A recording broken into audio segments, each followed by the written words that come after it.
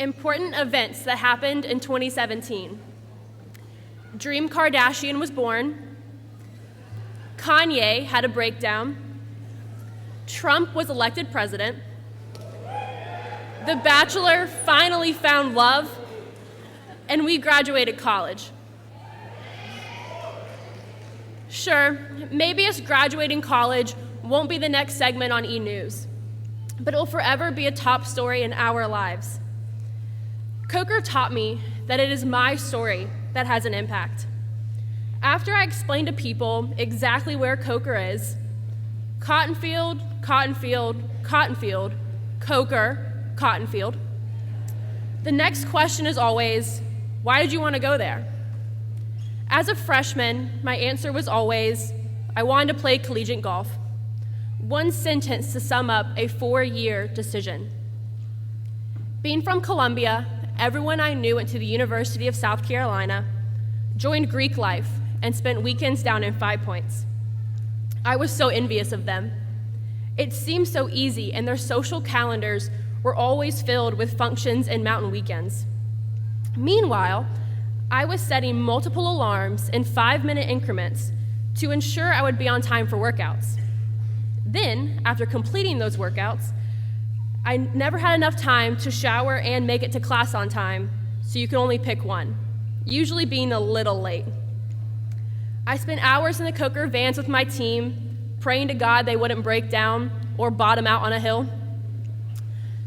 That year, I was so upset with my social life, golf, and academics that I wrote out a page-long contract for my dad to sign, stating that after 2 years, I would be allowed to leave Coker, no questions asked, conditional upon me keeping both my athletic and academic scholarships. It was signed by myself, my dad, and a witness, my mom. My mother, a notary public, stamped it to make it official. But obviously, I didn't end up needing that contract after all.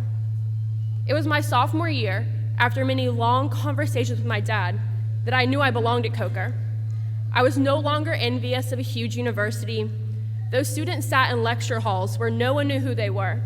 I sat in an 8-person class where the professor had already added me on Facebook before the first day. I joined clubs, I was awarded leadership roles, and I found my niche.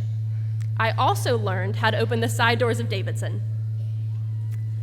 By junior year, my classmates and I had hit our stride, perfecting the 2-hour nap between 6 a.m. workouts and 9 o'clock classes. We finally understood room draw, as much as one can understand room draw. And somewhere between the midnight walks to Max and the double Oreo milkshakes from Cookout, we formed a bond with one another that can only be described as becoming Hartsville natives. Senior year was the shortest of them all. We tried to give the underclassmen all our wisdom we have acquired over the last 4 years. Things like never miss Fried Chicken Wednesday. Always say yes to pictures with Dr. Lay, and to call your mother when you can.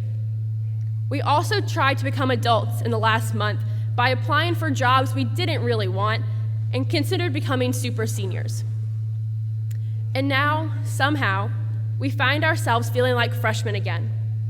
The anxiety we felt during the first day of moving to the residence halls will come around again as we move into an unfamiliar city in our first apartment.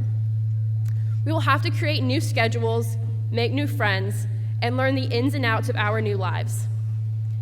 Things may seem hard sometimes, but trust me, a notarized escape contract is not the answer. This is our story, and it keeps going on from this point forward.